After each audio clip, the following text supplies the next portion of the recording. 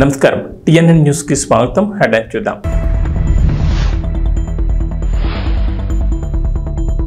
చంద్రబాబుతో తెలంగాణ స్పీకర్ ప్రసాద్ భేటీ, మర్యాదపూర్వకంగానే అంటూ ఫోటో ట్వీట్. తిరుమల దర్శనాలపై స్పెషల్ రిక్వెస్ట్.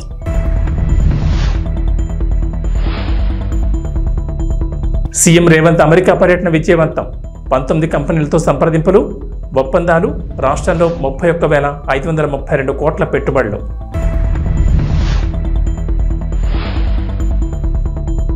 గ్రేటర్ హైదరాబాద్లో డెంగ్యూ డేంజర్ బెల్స్, భారీగా పెరుగుతున్న కేసులు, జాగ్రత్తలు తీసుకోవాలంటున్న డాక్టర్లు.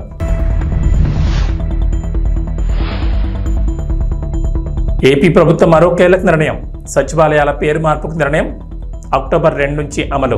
ఆంధ్రప్రదేశ్ ముఖ్యమంత్రి నారా చంద్రబాబు నాయుడిని తెలంగాణ అసెంబ్లీ స్పీకర్ గడ్డం ప్రసాద్ కుమార్ కలిశారు. ఈ మేరకు ఫోటోను ఆయన ట్వీట్ చేశారు. తాను ఏపీ సీఎం చంద్రబాబును హైదరాబాద్లోని నివాసంలో మర్యాదపూర్వకంగా కలిశానని, తిరుమల శ్రీవారి దర్శనాలకు సంబంధించి రిక్వెస్ట్ చేసినట్టు తెలిపారు. తిరుమల తిరుపతి దేవస్థానంలో వసతి దర్శనానికి సంబంధించి తెలంగాణ రాష్ట్ర శాసనసభ్యుల ఉత్తర్వులకు అర్హత కల్పించాలని వినతి అందించినట్టు తెలిపారు. తెలంగాణ రాష్ట్ర ప్రజాప్రతినిధుల రిక్వెస్ట్ లెటర్లను ఆమోదించాలని స్పీకర్ ప్రసాద్ చంద్రబాబును కోరారు. దైవ దర్శనం కోసం తిరుమలకు వెళ్లే తెలంగాణ భక్తుల కోసం ప్రజాప్రతినిధులు అందించే సిఫార్సు లేఖల్ని టీటీడీ ఆమోదించాలని చంద్రబాబును కోరినట్లు ప్రసాద్ తెలిపారు. ఈ వినతిని పరిశీలించిన తర్వాత నిర్ణయం తీసుకుంటామని తెలంగాణ అసెంబ్లీ స్పీకర్కు చంద్రబాబు హామీ ఇచ్చినట్లు చెప్పారు. తెలంగాణ ప్రజాప్రతినిధులు తిరుమల శ్రీవారి దర్శనానికి ఇచ్చే సిఫార్సు లేఖల్ని టీటీడీ స్వీకరించడం లేదు. ఎప్పటి నుంచో తెలంగాణ ప్రజాప్రతినిధులు ఈ అంశాన్ని ప్రస్తావిస్తున్నారు. తిరుమలలో తెలంగాణ ప్రజాప్రతినిధులు ఇచ్చే సిఫార్సు లేఖల్ని కూడా స్వీకరించాలని కోరుతున్నారు. మరి దీనిపై ఏపీ ప్రభుత్వం, టీటీడీ ఎలా స్పందిస్తుందో చూడాలి.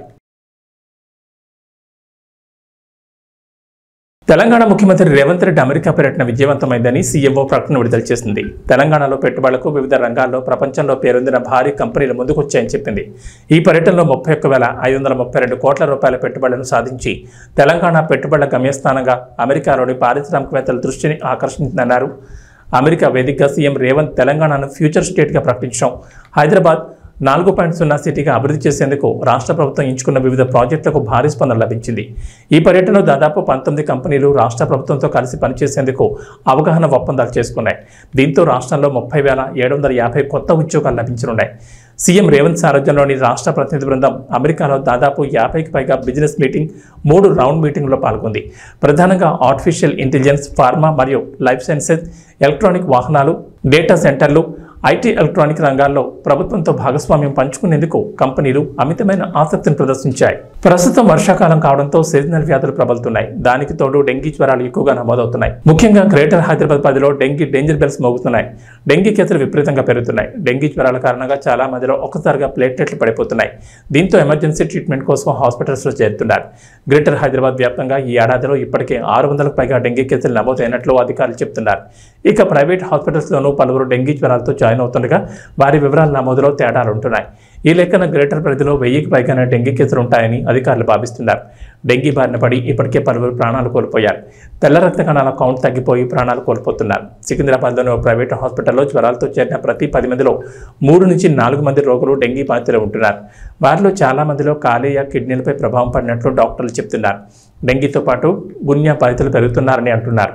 టైగర్ దోమల కారణంగా డెంగీ జ్వరాలు విజృంభిస్తున్నాయని, అప్రమత్తంగా ఉండాలని డాక్టర్లు సూచిస్తున్నారు. ఆంధ్రప్రదేశ్ ప్రభుత్వం మరో కీలక నిర్ణయం తీసుకు అడుగులు వేస్తోంది. రాష్ట్ర వ్యాప్తంగా గ్రామ, వార్డు సచివాలయాల ప్రక్షాళన చేసేందుకు సిద్ధమవుతోంది.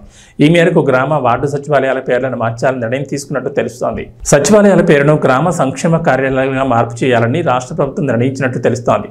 అక్కడ సంక్షేమ శాఖకు చెందిన వెల్ఫేర్ అసిస్టెంట్లను డీడీఓగా ఇవ్వాలని ప్రభుత్వం ఆలోచిస్తున్నట్లు సమాచారం. గ్రామ సంక్షేమ కార్యాలయంలో ప్రభుత్వ పథకాలకు సంబంధించిన లబ్ధిదారుల గుర్తింపు, జాబితా తయారీని ఎటువంటి రాజకీయ ఒత్తిడి లేకుండా చేయాలనేది ప్రభుత్వ ఆలోచనగా తెలుస్తోంది. కొత్త పేరుతో అక్టోబర్ 2 నుంచి గ్రామ సంక్షేమ కార్యాలయాలు పనిచేసేలా విధి విధానాలు రూపొందిస్తున్నట్టు తెలుస్తోంది.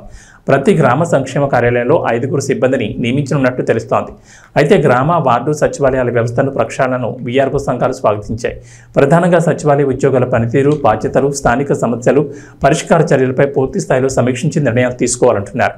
సచివాలయాల ఏర్పాటులో తీసుకున్న అసంబంధ నిర్ణయాలతో ఉద్యోగులకు పదోన్నతి లేకుండా పోయిందన్నారు. విజయవాడ ఇంద్రకీలాద్రిపై కొలువైన దుర్గమ్మ భక్తులకు శుభవార్త చెప్పింది. ఈ నెల 23న సామూహిక వరలక్ష్మి వ్రతాన్ని నిర్వహించబోతున్నట్టు ఆలయ ఈవో రామారావు తెలిపారు. ఆ రోజు ఉదయం 7 గంటల నుంచి 9 గంటల వరకు ఆర్జిత సేవా టికెట్ 1500తో కొన్న వారికి వ్రతం నిర్వహిస్తారన్నారు. ఉదయం 10 నుంచి 11 గంటల 30 నిమిషాల వరకు తెల్ల రేషన్ కార్డు కలిగి ముందుగా దరఖాస్తు చేసుకున్న వారికి ఉచిత వరలక్ష్మి వ్రతాన్ని దేవస్థాన ఆధ్వర్యంలో నిర్వహిస్తామన్నారు. ఈ సామూహిక వరలక్ష్మి వ్రతానికి బ్యాచ్కు 500 మందికి మాత్రమే అనుమతి ఉందని, ఈ నెల 17 నుంచి 21 వరకు ఉచిత సామూహిక వరలక్ష్మి వ్రతంలో పాల్గొనే మహిళల నుంచి దరఖాస్తులు స్వీకరిస్తామన్నారు. వరలక్ష్మి వ్రతం అనంతరం వారికి 300 రూపాయల దర్శనం క్యూ లైన్లో దుర్గమ్మ దర్శనానికి అనుమతిస్తున్నట్టు తెలిపారు.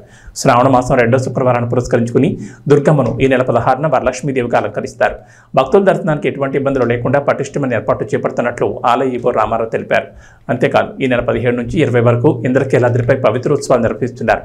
అమ్మవారికి 17 సాయంత్రం 4 గంటలకు ఉదక శాంతి, 18 ఉదయం 3 గంటలకు సుప్రభాత సేవ, స్వప్నాభిషేకం నిర్వహిస్తారు. అలాగే ఉదయం 9 గంటలకు భక్తులకు సర్వదర్శనం అనుమతిస్తారు. ఈ నెల 19న మండపారాధన, మూలమంత్ర హావనాలు, వేద పారాయణాలు, హారతి, మంత్రపుష్పం నిర్వహిస్తారు. 20న ఉదయం 10:30 గంటలకు పూర్ణాహుతి, కలశోద్వాసనతో పవిత్రోత్సవాలు ముగుస్తాయి. ఆంధ్రప్రదేశ్లో రైతులకు ప్రభుత్వం శుభవార్త చెప్పింది. ఎన్నో రోజుల ఎదురుచూపులకు ఫుల్ స్టాప్ పడింది. గత రబీలో ధాన్యం విక్రయించిన రైతులకు మొత్తం 674.47 కోట్ల బకాయిలను ఇవాళ పౌర సరఫరాల శాఖ మంత్రి నాదెండ్ల మనోహర్ విడుదల చేస్తారు. గత వైఎస్ఆర్సీపీ ప్రభుత్వం మొత్తం 84,724 మంది రైతులకు 1,674.47 కోట్ల బకాయిలు చెల్లించలేదు. ఏపీలో అధికారంలోకి వచ్చిన కూటమి ప్రభుత్వం రైతుల ఇబ్బందులు గమనించి గత నెలలో 49,350 మందికి 1000 కోట్లు విడుదల చేసిన సంగతి తెలిసిందే. రాష్ట్రంలో మిగిలిన 35,374 మందికి 674.47 కోట్ల బకాయిలను తాజాగా విడుదల చేస్తున్నారు. అమలాపురంలో నిర్వహించే కార్యక్రమంలో మంత్రి మనోహర్ పాల్గొని రైతులకు చెక్కులు పంపిణీ చేస్తారు. గత ఏడాది ఖరీఫ్లో ధాన్యం అమ్మకాలకు రైతులు తీవ్ర ఇబ్బందులు పడ్డారు. అయితే కొంత ధాన్యం వర్షానికి దెబ్బతినగా మంచి ధాన్యాన్ని కొనకుండా ఆలస్యం చేశారనే విమర్శలు వచ్చాయి. టీడీపీ కూటమి ప్రభుత్వం అధికారంలోకి వచ్చేసరికి ఒక్క ఉమ్మడి తూర్పుగోదావరి జిల్లాలోని సుమారు 200 కోట్ల బకాయిలున్నాయి. దీంతో రైతులు ముఖ్యమంత్రి చంద్రబాబు, డిప్యూటీ సీఎం పవన్ కళ్యాణ్ దృష్టికి తమ సమస్యను తీసుకెళ్లారు. వెంటనే స్పందించి తొలి విడతలో 1000 కోట్లు విడుదల చేసిన సంగతి తెలిసిందే. గౌరవ పార్లమెంట్ సభ్యులు మహేష్ కుమార్ యాదవ్ గారికి, స్థానిక శాసనసభ్యులు బడేటి రాధాకృష్ణ గారికి, అదేవిధంగా గౌరవ శాసనసభ్యులు చింతమనేని ప్రభాకర్ గారికి, రోషన్ కుమార్ గారికి, ధర్మరాజు గారికి, బాలరాజు గారికి, బొలిశెట్టి శ్రీను గారికి, అదేవిధంగా జిల్లా పరిషత్ చైర్పర్సన్ గారు గంటా పద్మశ్రీ గారికి, కలెక్టర్ గారికి, జాయింట్ కలెక్టర్ గారికి, మా అందరితో పాటు ఇక్కడ అనేక మంది అధికారులు, అదేవిధంగా ఈ కార్యక్రమానికి హాజరైన రైతు సోదరులందరికీ మనస్ఫూర్తిగా రాష్ట్ర ప్రభుత్వం తరఫున మీకు ముందుగా నమస్కారాలతో పాటు మిమ్మల్ని నేను కోరేది ప్రభుత్వం తరఫున క్షమించమని కూడా కోరుతున్నాను. ఎందుకంటే మీరు పడిన కష్టాలు, పంట పండించడంలో మీరు ఎదుర్కొన్న అనేక సందర్భాల్లో ప్రభుత్వం నుంచి వైఫల్యాలను కూడా మీరు చూసి ఆ ఇబ్బందిని తట్టుకుని తరతరాలుగా మీరు మన జిల్లాకి మంచి పేరు వచ్చేటట్టు మీరు కష్టపడతానే ఉన్నారు.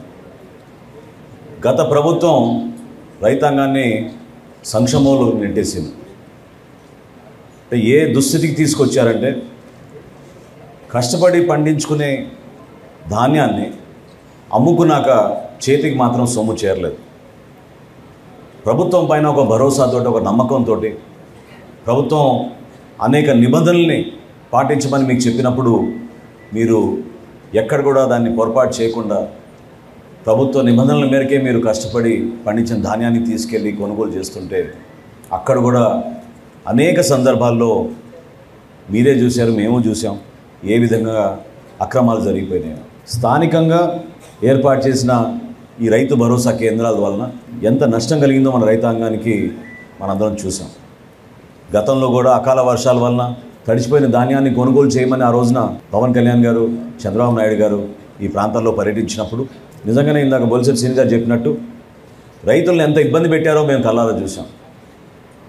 లారీలు తీసుకొస్తే 2 రోజుల తర్వాత రమ్మండం, ఆ 2 రోజుల తర్వాత మళ్ళీ తేమ శాతం ఎక్కువ ఉంది, వాళ్ళు రాసిచ్చిన రసీదు ప్రకారం మేము కొనుగోలు చేయమని చెప్పడం, నానా రకాలుగా వాళ్ళని ఇబ్బంది పెట్టి చివరికి వాళ్ళ చేతుల దగ్గర నుంచే డబ్బులు తీసేసుకుని రైతుల దగ్గర అప్పుడు వాళ్ళు కంప్యూటర్లో ఆ రికార్డులు ఎక్కించడం అనేది మనందరం చూసాం. ఈ వాస్తవాల గురించి మీ అందరిలో కూడా ఉన్న ఆవేదనే ప్రభుత్వంలో మేము ఏర్పాటు చేసిన తర్వాత మొట్టమొదటి రోజు అధికారులతో నేను సమీక్షించినప్పుడు నాకే ఒక విధంగా భయం వేసింది. ఎందుకంటే సివిల్ సప్లైస్ కార్పొరేషన్లో ప్రతి ఏటా మేము దాదాపు 20,000 కోట్ల రూపాయలు టర్నోవర్ చేస్తాం. గత 5 సంవత్సరాల్లో ఎంత ఆర్థికంగా నష్టం కలిగించారంటే ఈ కార్పొరేషన్కి 40,550 కోట్ల రూపాయల రుణాలు తీసుకున్నారు సివిల్ సప్లైస్ కార్పొరేషన్ నుంచి. ఏ విధంగా మనం రైతుల్ని ఆదుకోగలుగుతాం మాకు అర్థం కాలేదు.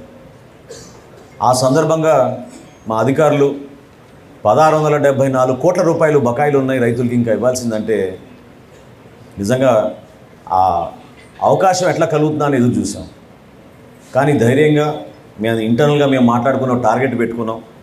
నెల రోజుల్లోపే మనం ఎట్టి పరిస్థితుల్లో సరే ఎంత కష్టమైనా సరే మన రైతాంగానికి మనం ఈ నిధులు అందించేటట్టు మనం కష్టపడదాం అని చెప్పి అధికారులందరూ కూడా ఆ రోజు కూర్చున్నప్పుడు తదనంతరం పాండ్యన్ గారిని ఢిల్లీ పంపించి అక్కడ నాబార్డు అధికారులతోటి ఎన్సిడిసి అధికారులతోటి మాట్లాడి ఏదో విధంగా మనం రుణాలు తీసుకొద్దామని ఒక ప్రయత్నం చేశాం.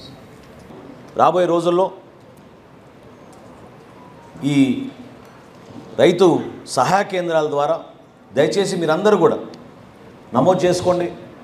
ఈ పంట ద్వారా చేస్తున్న కార్యక్రమాన్ని రెవెన్యూ సదస్సుల్లో రైతులు ఎవరైతే కౌలు రైతులుగా ఉన్నారో వాళ్ళకి ఆ CCRC కార్డ్స్ రాలేదో వాళ్ళందరూ కూడా ఈ రైతు సహాయ కేంద్రాల దగ్గరికి వెళ్ళి ఈ పంట ద్వారా మీరు నమోదు చేసుకుంటే మీకు ఉచితంగా మీకు ఇన్సూరెన్స్ పథకం కూడా రాబోయే ఖరీఫ్ నుంచి ప్రభుత్వమే ఆ కార్యక్రమం చేపట్టాలని ఒక నిర్ణయం తీసుకుని ముందుకెళ్తున్నాం.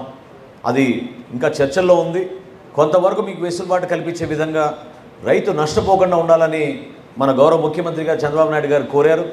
దానికి అనుకూలంగా వ్యవసాయ శాఖ అదేవిధంగా పౌర సరఫరాల శాఖ కలిసి మార్కెటింగ్ శాఖ ద్వారా ప్రతి రైతుకు కూడా ఎవరైతే నమోదు చేసుకున్నారో ఈ పంట ద్వారా వాళ్ళందరికీ పట్టేదారు పాస్బుక్ల్లో పొరపాటు జరగకుండా కంపెనీల ద్వారా రావాల్సిన ఇన్సూరెన్స్ నిధులు కూడా మీకు ఖచ్చితంగా 100% అందించడానికి మా వంతు మేము ప్రయత్నం చేస్తున్నాం ఈ సందర్భంగా తెలుపుకుంటూ రాబోయే రోజుల్లో కేంద్ర ప్రభుత్వం కూడా కొన్ని చర్యలు తీసుకుంది. అది కూడా మీ దృష్టికి తీసుకురావాలి. కొత్తగా మనం వేర్ హౌజులు సైలోస్ అని మనం ఏర్పాటు చేసుకోబోతున్నాం. మన మహేష్ కుమార్ యాదవ్ గారు కూడా వచ్చారు నాతోటి, మంత్రి గారితో నేను ఆ రోజు మాట్లాడినప్పుడు ఆయన మాట ఇచ్చారు. ఉభయ గోదావరి జిల్లాలో ఎక్కడ లేని విధంగా ఒక అద్భుతమైన వేర్ హౌస్, కొత్త వేర్ హౌస్ ఒకటి కొత్త వసతులతోటి కొత్త ఆలోచనలతోటి సోలార్ పవర్తో పాటు మనం సైలోస్ కూడా ఏర్పాటు చేసుకొని పెద్ద పెద్ద స్టోరేజ్ బిన్లు మనం ఏర్పాటు చేసుకుని రైతాంగానికి అండగా నిలబడి ధాన్యం కొనుగోలు విషయంలో ఈ మాట నేను మీకు ముఖ్యమంత్రి గారి తరఫున చెప్తున్నాను. ఆయన మొన్న కూడా చాలా స్పష్టంగా చెప్పారు, ధాన్యం కొనుగోలు విషయంలో ఈ ప్రభుత్వం వెనకాడదు. ప్రతి గింజ కొనే విధంగా మీకు ఆ భరోసా నింపే విధంగా ఈ ప్రభుత్వం పనిచేస్తుంది. తిరుపతిలోని బకుళమాత ఆలయాన్ని ఆంధ్రప్రదేశ్ మంత్రులు సందర్శించి అమ్మవారిని దర్శించుకున్నారు. సోమవారం ఉదయం రాష్ట్ర రెవెన్యూ శాఖ మంత్రి, రాష్ట్ర విద్యుత్ శాఖ మంత్రి బకుళమాత అమ్మవారిని దర్శించుకున్నారు. అనంతరం మంత్రులు మీడియాతో మాట్లాడారు.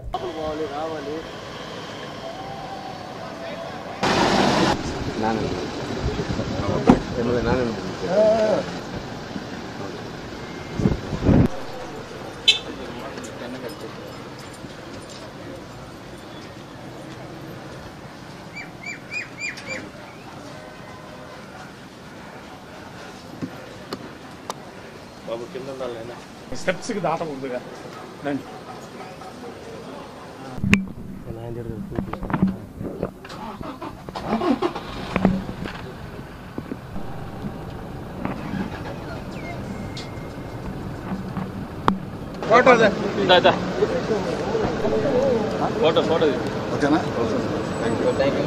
అంటే కొండ మీద ఎప్పుడు కానీ ఇక్కడ కానీ గుడ్ల దగ్గర ఎప్పుడు కూడా రాజకీయం మాట్లాడడం అయినప్పుడు కూడా వెంకటేశ్వర స్వామి వారు అలాగే అమ్మవార్ల దయ ఎప్పుడు కూడా ఈ రాష్ట్రం మీద ఉండాలి, రాష్ట్రం సుభిక్షంగా ఉండాలి. అందుకని అందరూ కూడా ఈ రాష్ట్రం అయితే వెనకబడిపోయిందో దాన్ని మళ్ళీ అతి వేగంగా పునర్నిర్మాణం చేసుకోవాలని చెప్పేసి లక్ష్యంతో చంద్రబాబు నాయుడు గారిని మళ్ళీ ముఖ్యమంత్రి చేశారు. తప్పకుండా ఒక కార్యాచరణతో ఈ ప్రభుత్వం ముందుకు పోతూ ఉంది. ఈ ప్రాంతంలో ఉన్న ప్రతి తెలుగువారు, ప్రపంచంలో ఉన్న ప్రతి తెలుగువారు సుఖంగా ఉండాలని లక్ష్యంతో ఆయన ఎప్పుడు కూడా పనిచేశాడు. ఈ ప్రాంతం కొంచెం వెనకబడింది కాబట్టి తప్పకుండా పూర్తి శ్రద్ధతో ఈ రాష్ట్రాల ముందు తీసుకెళ్ళి ఈ ప్రభుత్వం పనిచేస్తాం. అందుకనే చరిత్రలో ఎప్పుడు చేయని విధంగా ఈ యొక్క రెవెన్యూ సదస్సులు పెట్టుకున్నాం. వాటిపైన చాలామంది ఫోన్లు కూడా చేస్తాం, బయటపడి మేము కంప్లైంట్ ఇవ్వలేమని చెప్పేసి దానికి కూడా ఒక ఆర్టీజీఎస్లో గతంలో ఉన్నటువంటి ప్రభుత్వం పూర్తిగా నిర్వీర్యం చేసింది. ఒక రియల్ టైం గవర్నెన్స్ లేదు, అలాగే కాల్ సెంటర్స్ కూడా లేవు. దాని కొరకు ప్రత్యేకమైనటువంటి కాల్ సెంటర్లు, అలాగే చెప్పిన వాళ్ళందరూ కూడా విషయాలను కూడా గోప్యంగా పెట్టి విచారించే విధంగా కూడా ఒక కొత్త కార్యాచరణ చేయబోతా ఉన్నాం. బంగ్లాదేశ్లో హిందువులపై జరుగుతున్న దాడులను నిరసిస్తూ మంచిర్యాల జిల్లా దండేపల్లి మండల కేంద్రంలోని హనుమాన్ ఆలయం నుంచి ఛత్రపతి శివాజీ విగ్రహం వరకు హిందూ సంఘాల ఆధ్వర్యంలో కొవ్వొత్తులతో నిరసన ర్యాలీ చేపట్టారు. ఈ సందర్భంగా వారు మాట్లాడుతూ హిందువులపై జరుగుతున్న అఘాయిత్యాలను వెంటనే అరికట్టాలని డిమాండ్ చేశారు. మహిళలు, చిన్నారులను కూడా వదలకుండా హింసిస్తున్నారని పేర్కొన్నారు. బంగ్లా హిందువులకు రక్షణగా కేంద్ర ప్రభుత్వం అండగా నిలవాలని, ఆ దిశగా చర్యలు చేపట్టాలని కోరారు. సందర్భంలో బంగ్లాదేశ్ అనేది మన భారతదేశం నుండి విడిపోయిన ఒక ముక్క. అక్కడ మైనారిటీలుగా మన హిందువులు ఉన్నారు. హిందువుల్ని ఏ రకంగా వేధిస్తున్నారు అనేది మనం ఇవాళ సోషల్ మీడియాలో మనం చూసుకున్న సందర్భంలో మన ప్రభుత్వం, మన భారతదేశ ప్రభుత్వం ఎప్పుడైతే షేక్ హసీనాకు అక్కడ ప్రధానిని అక్కడి నుంచి వాళ్ళు ఎల్లగొట్టిన సందర్భంలో మనం ఆశ్రయం కల్పించి ఇక్కడ ఎంచుకుంటున్నాం. ఇప్పుడు మన మిత్రుడు శ్రీనివాస్ సీనియర్ లీడర్ తను చెప్పిన సందర్భంగా ఒకటి ఏమన్నాడు అంటే, మన భారత ప్రధాని కూడా చొరవ చూపాలి. అక్కడ ప్రధానమంత్రికి ఆశ్రయం ఇచ్చిన మన భారత ప్రధాని అక్కడ ఉన్న హిందువులందరూ కూడా భరోసా కల్పించాలి, ఖచ్చితంగా కల్పించాలి. పార్టీలకు సంబంధం లేకుండా, irrespective of all parties, A party అయిన సందర్భం లేదు, ఏ పార్టీతో సంబంధం లేకుండా బంగ్లాదేశ్లో ఉన్న హిందువులందరికీ కూడా అక్కడ భద్రత కల్పించి, అక్కడ భద్రత లేని పక్షంలో వాళ్ళందరినీ మన ఇండియాకి తీసుకొచ్చి ఇక్కడ మనం కల్పించుకోవాల్సిన బాధ్యత, మన యొక్క బరువు, మన బాధ్యత అవసరం ఉన్నది. ఎందుకంటే మన హిందూ అనేది హిందువుల రాజ్యం. అక్కడ మన హిందువులకు అక్కడ దెబ్బతీసిన సందర్భంలో ఎవరిని కూడా ఉపేక్షించిన పరిస్థితి లేదు. అవసరమైతే మిలిటరీని దించి, మనం చెప్పినట్టు మిలిటరీని దించినా సరే మన హిందువులే కాపాడుకోవాల్సిన బాధ్యత ఇప్పుడున్న మన భారత ప్రభుత్వం మీద ఎంతైనా ఉంది. మనం ఆ ప్రధానికి ఆశ్రయం ఇచ్చినాం. మన ప్రదేశంలో జరుగుతున్న హిందువులపై అగత్యాలు, మానభంగాలు ప్రత్యక్షంగా వీడు హిందువా కాదు అని చెప్పి తన మర్మాలు ఏదైతే పురుషాంగం చూసి ఆడవాళ్ళను, మగవాళ్ళను ఎట్లయితే మానభంగం చేస్తుందో ప్రపంచం మొత్తం ఒక సిగ్గుతో తల వంచుకునే మానవుడే సిగ్గుతో తల వంచుకునేలా వేరైతే మైనార్టీలు, ముఖ్యంగా ముస్లిం అనే చెప్పుకునే, ఖురాన్ నమ్ముకునే ఏదైతే ముస్లింలు ఉన్నారో ఆ ప్రపంచ దేశాలు చిన్నగా ఏదైతే ఉత్తరాది రాష్ట్రాలల్లో ఏదైతే చిన్నగా ఎక్కడన్నా మైనార్టీకి ఏదన్నా అయితే కొవ్వొత్తి ర్యాలీలు తీసే కొంతమంది కువాన లౌకికవాదు దొంగలు, కుక్కలు ఇవాళ ఎక్కడ కనబడతలేరు. దయచేసి వారు ఇవాళ ఒక మైనార్టీలు అని చెప్పుకునే కొన్ని దేశాలు ఇవాళ ఇట్లాంటి ఏమైనా చర్యగా మర్మాయం చూసి ఏదైతే హిందువులను అన్యాయంగా చంపేస్తున్నారో దాన్ని దండేపల్లి మండలు మంచిర్యాల జిల్లాలో తీవ్రంగా ప్రతిఘటిస్తాం. హిందువులను ఐక్యత చేస్తాం. భారత ప్రభుత్వాన్ని అవసరం అనుకుంటే ఇవ్వాలనే మాకు తెలిసింది. భారత ప్రభుత్వం ఇలాగనే ముందుకు పోతే మిలిటరీ చర్య తీసుకోవాలని చెప్పి భారత ప్రధాని ఇవాళ చేయడం జరిగింది. ఇస్కాన్ టెంపుల్ దగ్గర బంగ్లాదేశ్ కు సంబంధించి మిలిటరీ దించడం జరిగింది. ఇక ముందు కూడా మేము కూడా మన గౌరవ ప్రధానమంత్రి గారికి విజ్ఞప్తి చేస్తున్నాం. హిందువులు మొత్తం చచ్చిపోయిన తర్వాత మీరు చర్య తీసుకున్నాడు కాదు, బతికుండగానే వాళ్ళకు స్వాతంత్రం ఇప్పించింది మనం. ఆ రకంగానే ఒకవేళ వాళ్ళు వినకుంటే వాళ్ళను అంతం చేసేది కూడా మనమే కావాలని చెప్పి ఈ గడ్డ మీద ఉండి హిందువులుగా ప్రతిజ్ఞ చేస్తున్నాం. రామ్ పోతినేనితో పూరి జగన్నాథ్ తీసిన డబుల్ స్మార్ట్ సినిమాపై భారీ అంచనాలున్నాయి. ఆగస్టు 15 రిలీజ్ కాబోతున్న ఈ సినిమా ప్రీ రిలీజ్ ఈవెంట్ నిన్న రాత్రి జరిగింది. దీనికి మూవీ టీంతో పాటు ఫ్యాన్స్ కూడా గట్టిగానే వచ్చారు. ఇక ఈ ఈవెంట్లో మాట్లాడుతూ పూరి జగన్నాథ్ ఓ విషయం గురించి పంచుకున్నారు. తాను హిట్ సినిమాలు తీసినప్పుడు చాలా మంది ఫోన్ చేసి మెచ్చుకుంటారని, కానీ ఫ్లాప్ తీసినప్పుడు ఓ వ్యక్తి తనకి ఫోన్ చేసి మాట్లాడింది ఎప్పటికీ మర్చిపోలేనంటూ పూరి అన్నారు. నాకు ఈ మధ్య వచ్చిన ఓ ఫోన్ కాల్ గురించి మీ అందరికీ చెప్పాలి. హిట్ సినిమా తీసినప్పుడు చాలామంది నాకు ఫోన్లు చేస్తారు, మెచ్చుకుంటారు. కానీ నేను ఇటీవల తీసిన ఫ్లాప్ చిత్రం తర్వాత ఒక వారానికి విజయేంద్ర ప్రసాద్ నాకు ఫోన్ చేశారు. సాధారణంగా ఆయన ఎప్పుడూ నాకు ఫోన్ చేయరు. అందుకే చూసిన వెంటనే ఏంటి ఫోన్ చేస్తున్నారు అనుకున్నా. లిఫ్ట్ చేస్తే నాకు చిన్న సాయం చేస్తారా అంటూ అడిగారు. రాజమౌళి తండ్రికి నేను ఏం సాయం చేయగలను అని మనసులో అనుకున్నాను. మీరు తర్వాత సినిమా చేసే ముందు నాకు ఒకసారి కథ చెప్తారా? మీలాంటి దర్శకులు ఫెయిల్ కావడం నేను చూడలేను. చిన్న చిన్న తప్పులు చేస్తూ ఉంటారు, తీసే ముందు చెప్పండి అని ఆయన అన్నారు. ఆ మాటలు ఇప్పటికీ నాకు గుర్తున్నాయి. నాపై ఆయనకున్న ప్రేమ, అభిమానంతో ఆయన అలా కాల్ చేశారు. ఆయనతో మాట్లాడాక చాలా ఎమోషనల్గా ఫీల్ అయ్యా. ఇది మనకు తెలిసిన పనే కదా అని ఒళ్ళు దగ్గర పెట్టుకుని సినిమా తీసి ఆ తర్వాత ఆయన కలుద్దామని కథ చెప్పలేదు. నాకు మా టీంకి ఓ విజయం అవసరం, అందుకే ఎంతో జాగ్రత్తగా ఈ సినిమా తీసామంటూ పూరి చెప్పారు. టుడే నేను మీకు నాకు వచ్చిన ఒక ఫోన్ కాల్ గురించి మిమ్మల్ని షేర్ చేసుకోవాలని మీతో. ఇప్పుడు హిట్ సినిమా తీసినప్పుడు చాలామంది ఫోన్ చేస్తారు, అప్రిషియేట్ చేస్తారు. ఫ్లాప్ సినిమా తీస్తున్నప్పుడు నాకు ఒక ఫోన్ కాల్ వచ్చింది. పోయిన సినిమా ఫ్లాప్ అయింది. ఆ ఫ్లాప్ అయిన 1 వీక్కి ఒక ఆయన ఫోన్ చేశారు నాకు. ఆయన విజయేంద్ర ప్రసాద్ గారు ఫోన్ చేసి, ఆయన ఎప్పుడు నాకు చేయరు, సడన్గా ఈయన ఫోన్ వస్తుందంటే నేను ఎత్తితే ఆయన, సార్ నాకు చిన్న హెల్ప్ చేస్తారా అని అడిగాను. ఆడ కొడుకే రాజమౌళి పెద్ద డైరెక్టర్, నేను ఈయనకి ఏం హెల్ప్ చేయాలరా బాబు అనుకున్నా. చెప్పండి సార్ అన్న, మీరు నెక్స్ట్ సినిమా ఎప్పుడు చేస్తున్నారన్నాడు. సార్ ఇంకా అనుకోలేదు. సరే నువ్వు ఎప్పుడు చేసినా చేసే ముందు నాకు ఆ కథ చెప్తారా అన్నాడు ఆయన. ఆయన ఎందుకన్నారంటే, ఎందుకన్నారో నాకు అర్థమైంది, నేను వింటున్నా.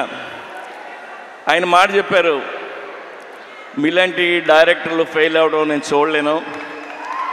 ఆ చిన్న చిన్న తప్పులు ఏం చేస్తుంటారో తీసే ముందు నాకు ఒకసారి చెప్పండి సార్ అని. ఆ ఒక్క ఫోన్ కాల్ నాకు చాలా ఎమోషనల్ అయిపోయాను నేను.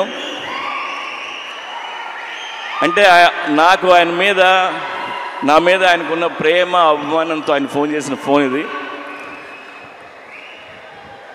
ఆ తర్వాత ఈ కథ ఆయనకి చెప్పరా, మనకు తెలిసిన పనే కొద్దిగా ఒళ్ళు దగ్గర పెట్టుకుని తీసి ఆయన కలుద్దామని చెప్పలేదు. I love you sir. So ఒళ్ళు దగ్గర పెట్టుకుని తీసిన సినిమా ఇది. Even our team need this block buster and thank you so much. ఇవాళ అక్కడికి వచ్చిన ప్రతి ఒక్కరికి పేరున్న నేను తాకి చెప్తున్నాను. అండ్ ఈవెంట్ చేసిన వెంకట్కి, పోలీస్ డిపార్ట్మెంట్కి, అందరికీ thank you. August 15th cinema release అవుతుంది. ప్లీజ్ వెళ్ళి చూడండి. రామ్ పోతినేని మిమ్మల్ని ఎంటర్టైన్ చేయడానికి రెడీగా ఉన్నాడు. Thank you. ఇక వాతావరణ విషయానికి వస్తే, తెలంగాణకు హైదరాబాద్ వాతావరణ కేంద్రం అధికారులు రెయిన్ అలర్ట్ జారీ చేశారు. ఉపరితల ఆవర్తనం, బలమైన నైరుతి రుతుపవనాల వల్ల రాష్ట్రంలో వర్షాలు కురుస్తాయని చెప్పారు. నేడు రేపు తెలంగాణలో పలు జిల్లాల్లో భారీ వర్షాలకు ఛాన్స్ ఉందని వెల్లడించారు. ప్రధానంగా ఆదిలాబాద్, ఆసిఫాబాద్, మంచిర్యాల, కొత్తగూడెం, నిర్మల్, భూపాలపల్లి, ములుగు, రంగారెడ్డి, వికారాబాద్, నల్గొండ, నారాయణపేట్, సంగారెడ్డి, మెదక్, మేడ్చల్, హైదరాబాద్ జిల్లాల్లో భారీ వర్షాలకు అవకాశం ఉందన్నారు. ఈ మేరకు ఆయా జిల్లాలకు ఎల్లో అలర్ట్ జారీ చేశారు. ఇక భారీ వర్షాలకు తోడు ఉరుములు, మెరుపులు కూడా ఉంటాయన్నారు. బలమైన ఈదురుగాలులు కూడా వీస్తాయని చెప్పారు. గంటకు 30 నుంచి 40 కిలోమీటర్ల వేగంతో ఈదురుగాలులు వీస్తాయని వెల్లడించారు.